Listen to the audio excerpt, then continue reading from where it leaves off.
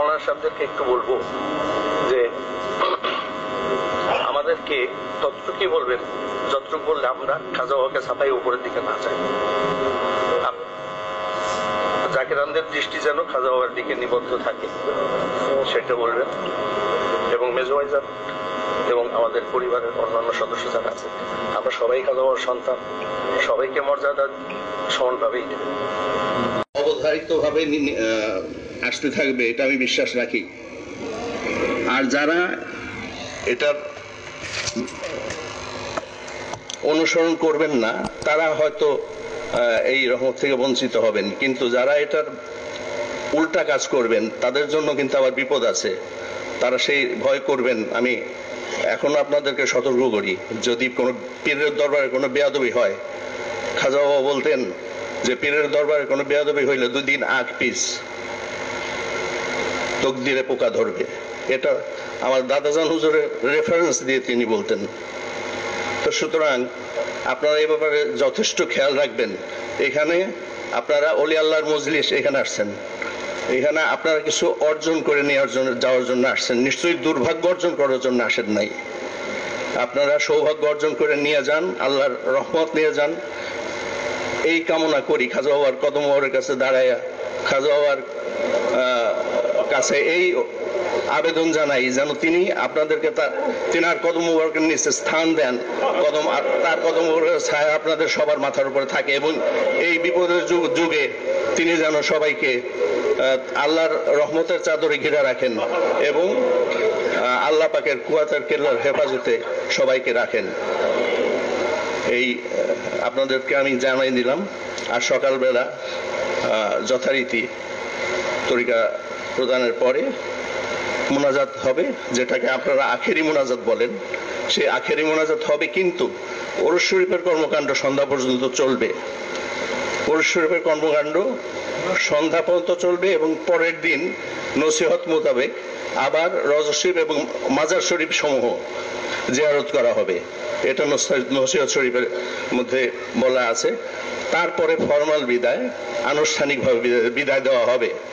আর কালকে কোনো বিদায় হবে না, তবে যাদের একদিনের বাস ভাড়া করা আছে, যাদের খুব জরুরি দরকার আছে, তাদেরকে খাজা বাবার হুকুমে তেনার দেওয়া নির্দেশে তিনি যেভাবে দিতেন সেটাকে ফলো করে আমি আপনাদেরকে বিদায় দিব।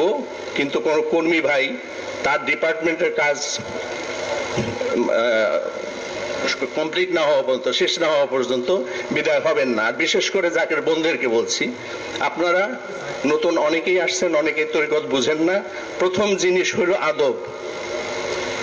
জাকের ভাইদেরকেও বলছি আদব। আপনারা পীরের দরবারে আসছেন, এই পীরের দরবার এটা হলো আধ্যাত্মিক প্ল্যাটফর্ম, আধ্যাত্মিক সাধনার পীঠস্থান।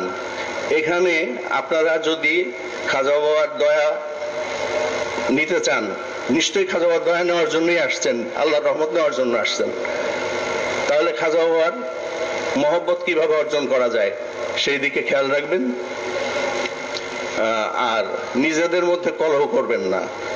যদি নিজেদের মধ্যে কলহ করেন তাহলে কিন্তু রহমত বন্ধ থাকবে। বিশেষ করে যারা এই কলহের সৃষ্টি করবেন তাদের মধ্যে নিজেরা মিলেমিশে থাকবেন, এটাই খাজা বাবার হুকুম। আর পীরের দরবারে কোনো ধরনের বেয়াদবি না হয়, এই আদবের উপরে পীর কেবলা যান অনেক গুরুত্ব দিয়েছেন, অনেক কথা বলছেন। তার ধারণকৃত রেকর্ড আমার কাছে প্রচুর রয়ে গেছে, এগুলি আপনাদেরকে আস্তে আস্তে শোনানো হবে। আল্লাহ খাজা বাবা আপনাদেরকে দয়া করুক, তার কত মোবারকের ছায়া আপনাদের এবং আমাদের সবার মাথার উপরে থাকুক। আমার পীর কেবলা যানের পরিবারবর্গ, শুধু আমরা না, আমরা 5 ভাই বোন এবং আমাদের অন্যান্য পীর কেবলা যানের নাতি নাতনি যারা আছে, আমরা পীর কেবলা যানের পরিবারবর্গ, শুধু আমরা না, সমস্ত জাকেরানরা মিলে আমরা একটা পরিবার। এই পরিবারের মধ্যে যেন কোনো বিভেদ না আসে, আপনারা সেটা খেয়াল রাখবেন। এবং আপনারা সবাই খাজা বাবার দিকে রুজু থাকবেন, যেন দয়া পান। বিপদের যুগ, বিপদের জামানা, বিপদের সময় এখন বাঁচার একটাই রাস্তা, সেটা হলো খাজা বাবার দয়া, আল্লাহর রহমত। তাছাড়া বাঁচার আর দ্বিতীয় কোনো পথ নাই। এটা আমার কথা না, এটা বিশ্ব আলী খাজা বাবা ফরিদপুরের কথা, এবং এটা তিনি দাদাজান হুজুরের রেফারেন্স দিয়ে কথা বলছেন।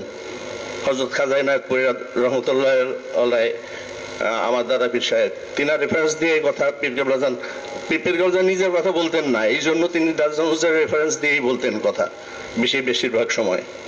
তো যাই হোক, খাজা বাবা মহাওলি, বিশ্ব ওলি, তিনার কদম বাবার কাছে দাঁড়ায় আমি দোয়া করি আপনারা আল্লাহ পাক যেন সবাইকে খাজা বাবার শিক্ষা অনুযায়ী চলার তৌফিক দান করেন, এবং সবাইকে আল্লাহ তাআলা যেন রহমতের চাদরে ঢাকা রাখেন, এবং এই বিপদের জামানায় সমস্ত প্রকার বিপদ আপদ বালা মুসিবত থেকে রক্ষা করেন। যারা যে মকসুদ নিয়ে আসছেন, আল্লাহ পাক যেন সবার নেক মকসুদ পূর্ণ করেন।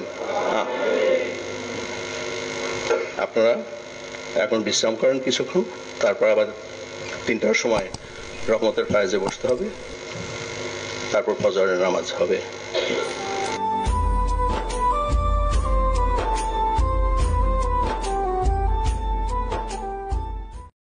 কয়েক মাস যাবত পরিশ্রম করছেন এই ওরসে উদযাপন করার জন্য। আপনাদের পরিশ্রমের ফল খাজা বাবা মাধ্যমে আল্লাহ তাআলার তরফ থেকে আসবে, আমি বিশ্বাস আমি করি। আর যারা নতুন আসছেন, তবে সেটা আগে কখনো আসেন নাই,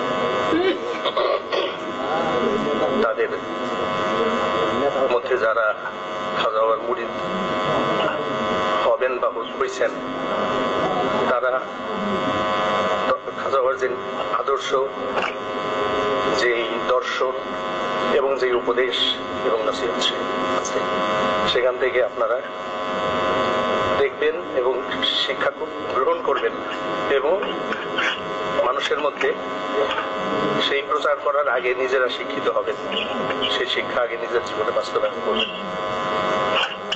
আর যারা আসতে পারেন নাই হয়তো বিভিন্ন কারণে, তাদের জন্য খাজা বাবার ওসিলায় আল্লাহ তাআলার রহমত যেন আমাদের এখানে হাজিরা মজলিসের জন্য যেমন থাকে, তাদের জন্য যেন আল্লাহ পাক রাখেন, সেই দোয়া করি।